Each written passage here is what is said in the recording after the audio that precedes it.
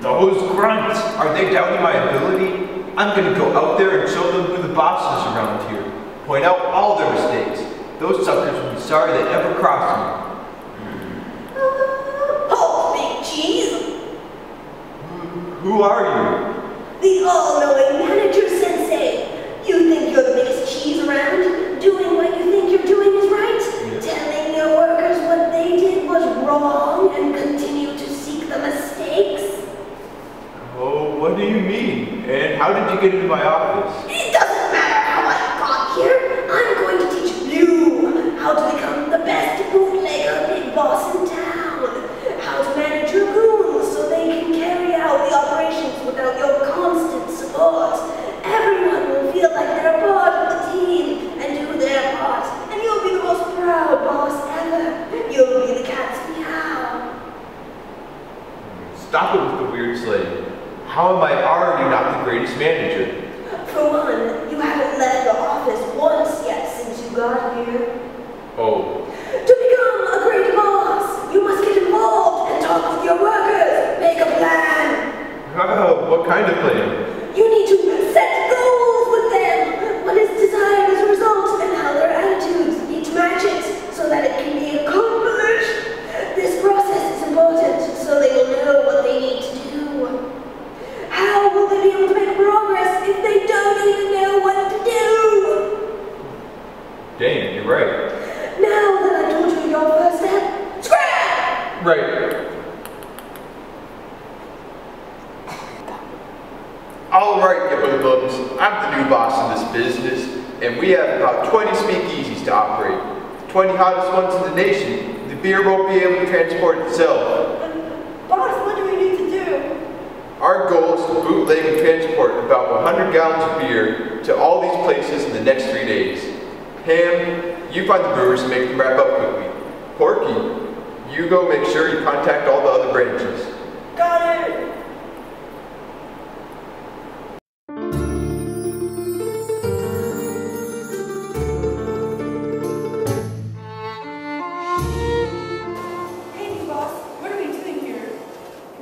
Profits haven't been the greatest on our side of the planet recently, so we're thinking about forming a partnership with the Sakuza, Japan's most powerful and feared sock-based game. I think the fancy term we're using is Global Strategic Alliance. Let's hope this goes well. Hi, Sakuza boss. I heard you are looking to form a global strategic alliance. We've heard good things about you and our... I'm sorry, but that tattoo looks so stupid. Where did you find it? Stupid town? You call my tattoos a joke? Ain't enough? Let's have a talk for a bit, shall we? Alright. So one thing that really helps when you go to form global partnerships with people and strategic alliances is making sure you have an understanding of the other group's cultural and ethical backgrounds. Okay, so what's that got to do with the current situation? Well, you see that Sakuza guy? Yeah. A big part of the Sakuza culture is their tattoos. You can use them as a way to threaten and intimidate people. Insulting their tattoos is one of the most offensive things you can do to a Yakuza member. And to say that to their boss is practically a death sentence. Oh, that sounds bad. It is. So... You should run. yeah. Well, what are you waiting for? No!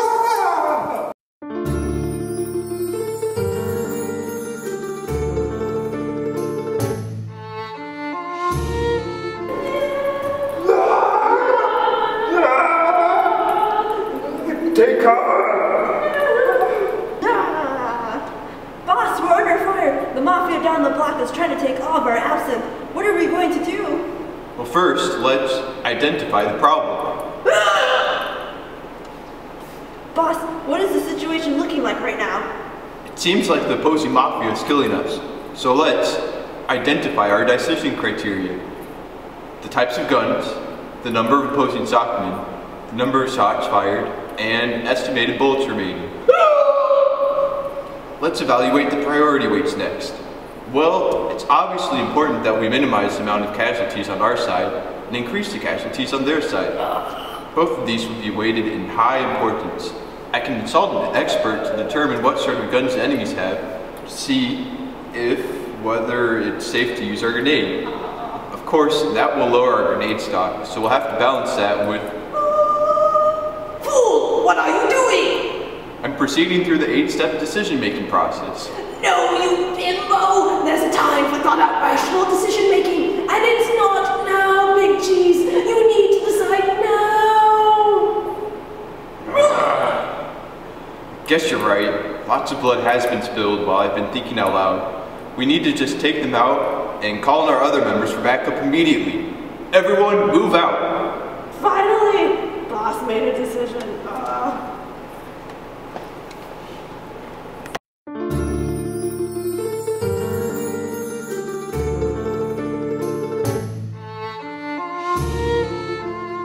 Oh man, that shootout really thinned our ranks. Good thing we're hiring new grunts today. I'll get to try out a brand new selection device I came up with on them. Hey boss, the first grunt is here to see you. Good, good. Bring him in. Oh man, I'm just so excited for this opportunity, and let me tell you, I think we're gonna have the best mafia, and I've been watching The Godfather since I was 5, and I think I could just love to help you guys in any way that I can. Alright, good, you sound motivated. So to prove your worth, let's see you steal this candy from a baby.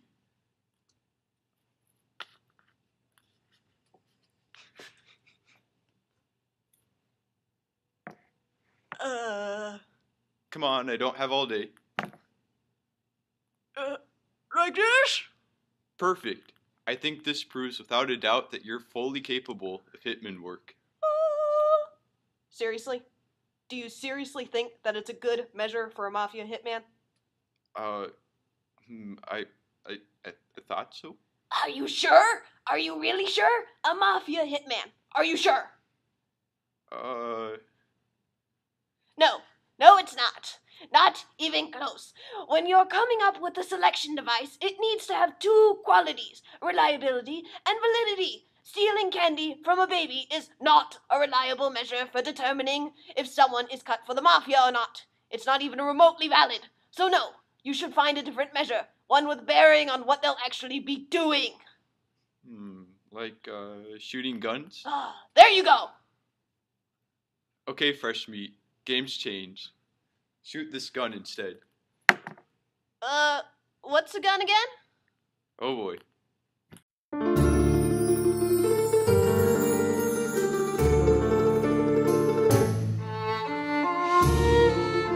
Boss.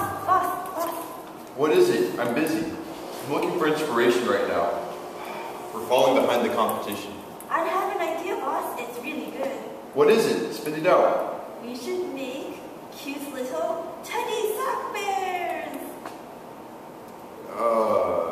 Bears say I love you, or hug you, or I'm going to eat you. But buying it will be the fun part. We'll have people go into the room that looks like a jungle, then we'll have all these bears hidden in gigantic fake flowers and eggs, and people will have to harvest them if they want it. Afterwards, people can name their bears and bring them home like they're your little babies. This idea is incredibly stupid. Bears, jungles, harvesting? This has nothing to do with what we sell, which is booze and drugs. I mean, fabric softeners. Teddy bears don't have nothing to do with either of these products. It's a complete waste of time. But you, boss, look cuddly bears. No, just no. You stinky sweat sock fool! This idea might actually be beneficial to the business. What? Think about it. Teddy bears, cute little commodities that people will never suspect a thing about. Yes, I see. After thinking about it some more, I think these teddy bears can help us sneak our fabric softeners past the fluff. That's a good idea. See? A good boss has encouraging cultures. They encourage experimentation and reward all creative thoughts. Celebrate the mistakes. Why would I celebrate mistakes? It's called a mistake for a reason. We don't have time to waste on stupid ideas. Maybe it is a mistake, but that mistake may encourage people to try new things. It's innovation. sounds painful. No! Innovation is absolutely necessary for all businesses. Innovation is taking a creative idea and turning it into a useful product, service, or method of operation. In other words, that stupid idea can be the beginning of a brand new hit. Tolerating practical ideas from your employees, you can make those ideas innovative solutions. You're right. I need to tolerate strange ideas and risks. They may lead to profitable ends. The goal here is real focus. Focus on the end rather than the means. I need to go arrange meetings and plans with our other branches. We just need to step in our buildings and... Minion! Yes, boss? Actually, that was a pretty innovative idea you had there. We're going to make those teddy bears. Keep up the good work. You might be an idea champion one day. Thanks, boss. I love you, boss.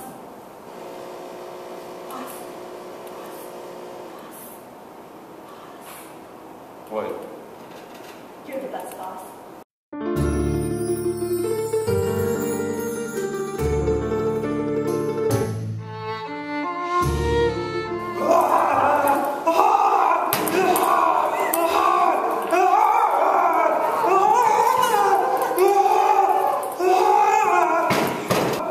What are you whining about now? Can't figure out how to sit properly? Why are you always so snappy? For your information, I did something right this time. I just sent out a squadron to take down the Sakuza booze runners. They've been ruining our turf. Then why exactly are you moaning and groaning like a 3-year-old with a temper tantrum?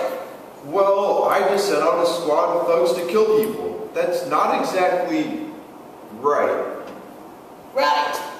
You are a mafia boss. What do you mean by right? Thought that we could limit the killing, you know? Can't I just sell booze and drugs without killing anyone? But it was hurting our business, so I had to. That is some serious cognitive dissonance you've got going on. Don't use those weird nonsensical words at me.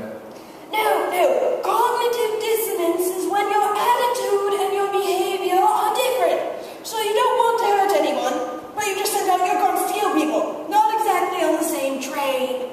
But what do I do? Well, if you can't handle the difference, you need to change something. There are 3 things to consider if you want to get rid of that uncomfortable feeling. The importance of the factors, the degree of influence you have over these factors, and the rewards. So, the importance of the factors. Well, you are the head of the mafia here, and you can't let them down, even if you don't like it. So, for importance of the factors, 1 point for killing people. Oh. The degree of influence you have over your decisions. I am the boss, so I have the top say over it, right? Well, no. The Sakuza is forcing your hand, and the grunts expect certain things of you, and the entire market is demanding that you bring booze for sale. So, 1 point for killing. And finally, the rewards. If you do get rid of the Sakuza, you can sell booze to everyone in town. So... 1 more point for killing. Alright, guess I'll have to get over my squeamishness and just be the mafia boss I claim I am. That's the spirit!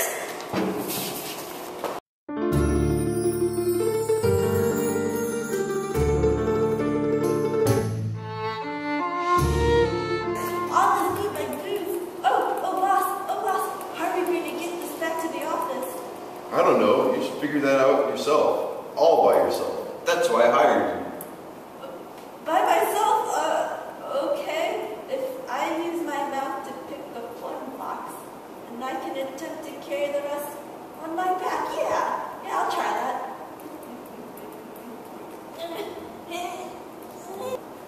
Alright, he's taking some time to do this task all by himself. Maybe you should help him out. Maybe call others too. Holy socks, where did you come from? If this was done in a team, then there would be greater productivity. You'll be able to get all this stuff back in under an hour. Teams typically outperform individuals, like poor Derpy there, when tasks require multiple skills. An hour? No way. Tell me more about this teamwork. Well, there are different types of work teams.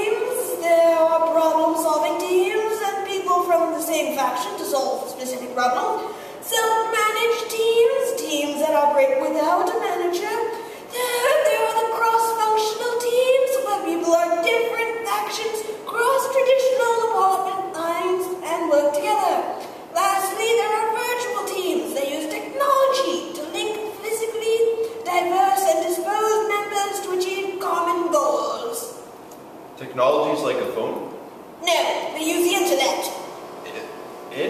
Internet? What is that? Something that only exists in the future. Anyways, would you like to know how to form a team? Very well, now listen closely. During the stages of development, there are 5 steps. First, you form a group. Second, with the people you have, everybody brainstorms new ideas for the goal. Then the norming stage, where people find their identity roles, such as who is going to handle what, making it a cohesive team. After that, the plans are put into motion in the performing stage, where everyone is in agreement and conflicts are resolved. Then, do you know what the last one is? Everyone goes goodbye. They leave and go back to their normal, boring lives. Correct! So which kind of group do you want to make? What are my options again?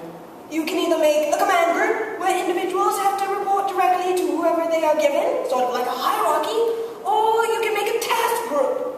That sounds exactly like what I want. Task groups' existences are temporary, since they're brought together to finish a specific task, such as getting your bootlegged booze from one point to another. Boss, help me! All right. I'll call in reinforcement. I couldn't carry as much as I thought I could all by myself.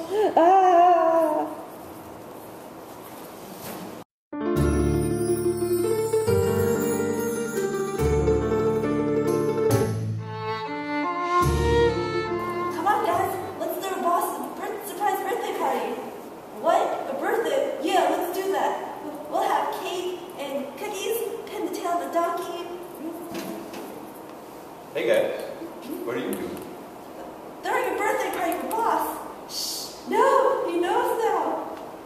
Boss, we weren't planning on doing anything. What are you guys doing? Wasting your time throwing a birthday party? Don't you guys have any work to get done, such as cleaning the bathroom? But boss, we love you. Get to the bathroom right now. Darn those lazy grunts. I think you should have let them throw your party. What? That doesn't give them any motivation to get work done. It just allows them to play some more. I need to bark orders at them and give them things in return so that they comply. No. Having them throw a party for you actually shows that they respect you and that they trust you as a leader. They'll do the work regardless. See, you believe in theory X, where the assumption is that employees dislike work, or they're lazy, avoid responsibility, and must be coerced to work. Theory X? What is that? Is there a theory Y too? In fact, there is. Theory Y is the assumption that employees are creative, enjoy work, and seek responsibility, and can exercise self-direction, completely opposite from theory X. Oh, well, in that case, what would I do with people who are not as self-motivated? Well, you have to give them incentives to eliminate job dissatisfaction, or known as hygiene factors. Such as giving them salary, status, security, and health benefits, right? Things that they need. Yes, motivation is where a person's efforts are energized, directed, and sustained towards attaining a goal. Wonder how I can be a better leader then. Well, you need to have trust and show that you are a leader. How would I do that? Be someone which followers perceive someone as honest and competent. So, you need to know that you look like you know what you're doing the entire time so that they can trust in someone who does. Also, have more enthusiasm. So, make bathroom cleaning sound more like fun? Sure. What else could I do to be a better leader? Food sensei. Well, you can lead by not leading. What? What does that mean? You can give your grunts the feeling of empowerment. Give them more decision-making power. Oh, I see. Such as how they want to throw that party and and how they want to clean that bathroom? Sure. Fine, I'll go talk to them. Oh, it smells so much in here. You guys can throw that birthday party. It will give you guys more motivation to work harder and pay your respects to my authority. Yay, party!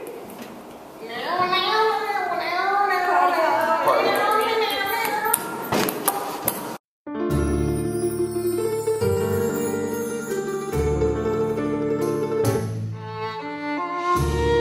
Okay, grunts, we have a job to do. We are going to the South Docks at midnight with 15 shipments of whiskey. Got that? We're going to South Clock at midnight with 15 shipments of whiskey. We're going to Swan Clock at midnight with 50 shipments of whiskey. Got it. Oh, what just happened? No, we are not going to Swamp Clock at midnight with 50 shipments of whiskey. But you said that we're taking our 50 shipments of whiskey. Think of all the money we could make with 50 shipments. No, we are not taking out 50 shipments. That's over half our stock. Why would we flood the market with 150 bottles of whiskey? But you said 50 shipments? That's only 100 bottles. No, it's not. It's 150, which is why we're sending out 15 shipments of whiskey. 15 shipments of whiskey to the South Clock at midnight. Remember, Numbskull? No. 15 shipments to the South Dock at midnight. Why can't you listen?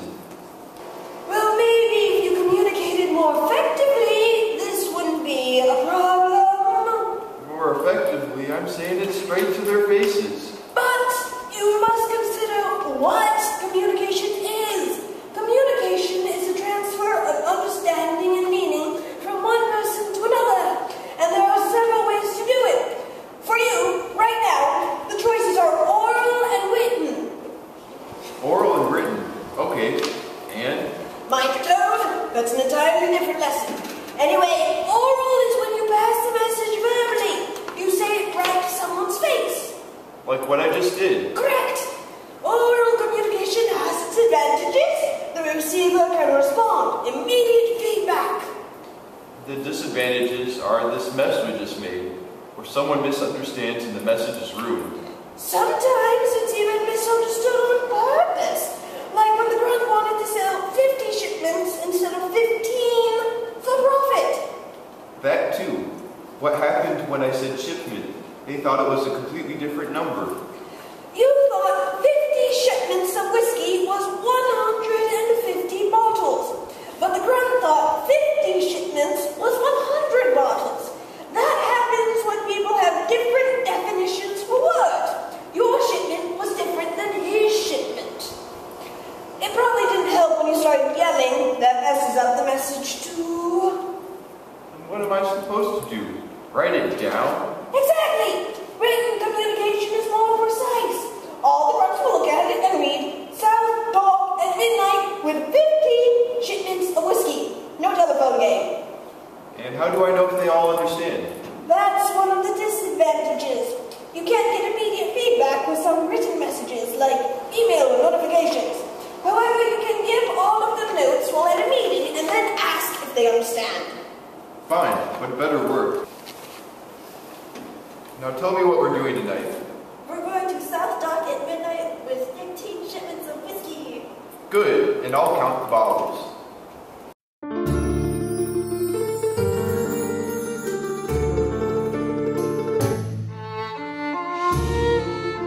Hey Grunt, I need to pull you guys together for a meeting. What's up, boss? So, I've been reading up recently on this concept called value chains, and I thought it'd be useful to apply some of that knowledge to our business. Alright. What did you learn? Well, one thing our business really needs to focus on is parts that contribute value to our product. So, Derpy, what is it you'd say you do here? I handle the most of the labeling and packaging of the product. I like to draw smiley faces on things. Alright. And you, Minion? I'm the guy who actually makes the moonshine. Right. Well, one thing I learned through my readings was how the overall value of the product increases if there's a greater amount of communication and collaboration between the different links in the value chain. So, Derpy, Is there anything you think Minion can modify about the process that would help the value of your stage of the process? Well, this is the first time I've heard about the smiley faces on the bottles. The way I make the moonshine leaves it really strong, so a skull and crossbones might be more appropriate, honestly. Huh. I guess you're right. I never thought about that. Wow, it's awesome to see that this is already working. Yeah! Yeah! Yeah. Yeah! Yeah. Yeah! Yeah. Yeah! Yeah. Yeah! Yeah. Yeah! Yeah. Yeah! So, get back to work.